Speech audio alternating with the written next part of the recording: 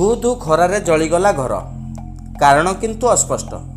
सहायता पाई दाबी कले समाजसेवी। आज मध्याह्न एमिति एक दुखद घटना देखा मिलता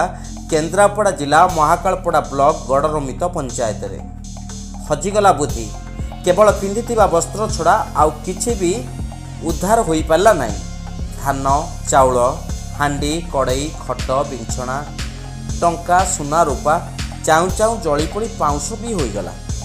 ग्रामर किसी सहृदय व्यक्ति समाजसेवी आप्राण चेष्टा निया को आयत को नेबा सह महाकालपड़ार अग्निशम बाहिनी 2 घंटार ऊर्ध्व समय कसरत पर निया को आयत को आनिबा परे सफल होइतिले। गरीब दिन मजुरिया परिवार यह दैव दुर्घटना क्षति होइतिबा परिवार को सरकारी सहायता जोगाई देबाको ग्रामवासी माने दाबी रखि। उक्त घटना स्थानीय सरपंच उत्तरा तराई दुख प्रकाश करने सह स्थानीय तहसीलदार सौभाग्य रंजन पंडा प्लास्टिक जरी जोगाइबा सह स्थानीय विद्यालय को रहिबा पई अनुमति प्रदान करिसेंती एवं मो कुड़िया योजना रे शामिल करबा पई प्रतिश्रुति मध्य प्रदान करिसेंती। एठारे आमे जहाँ देखुँ 6 बखरा खंडे घर जली जाइए 6 जन लोकंर आउ से ये बाबद आम प्रथम आसू पॉलिथिन आज असिस्टेंट सहायता देदेवु आउ शुखिला खाद्य व्यवस्था करा वीडियो कहीकि आ प्रिलिमिनारी इनक्वारी आरआई और सुपरभाइजर करेंगे कर सारापर आसिस्टेंट दिज्व। थैतान प्रथम तो तो पाख नियर बाय गोटे स्कूल घर पाक शिफ्ट करने ये कराई पॉलिथिन दे दूँ हाँ कर गड़रमित सरपंच मना उत्तरा तारे कहे आप आज जो अग्निकांड घटी केते कौन क्षयक्षति होती तहसीलदार मध्य पहुँचले कौन आपको ये प्रथम मत ग्रामवासी तरफ फोन कले जे लोकंर भरत माझी सुरत माझी गंबान माझी एमर घर पोड़ी जाऊँगी मैं हठात सार को फोन कली तहसीलदार फोन कलापर हूँ फायर वाला को फोन कली फायर वाला भी आसते सेठू कले तहसीलदार को फोन करी जनइली जे सार आसते जहाँ व्यवस्था करगले पाल फालर बंदोबस्त करगले आउर जेहेतु आसवाबपत्र सब पोड़ी पाड़ी जाइए से सार पाखे डिमांड रखिलु सार भी विडों सागर परामर्श करी केमी रोषेईवास माने खाद्यर व्यवस्था करेंगे से कथा परामर्श देकर गले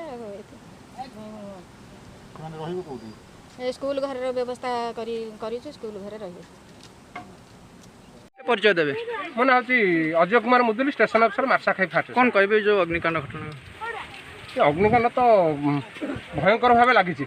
गुड़ाई घर प्राय 12 बखरा घर ऊर्ध्व पड़ी लक्षाधिक टंका पड़ जाटा केमी लगी एपर्त अस्पष्ट अच्छी किसी जना पड़नी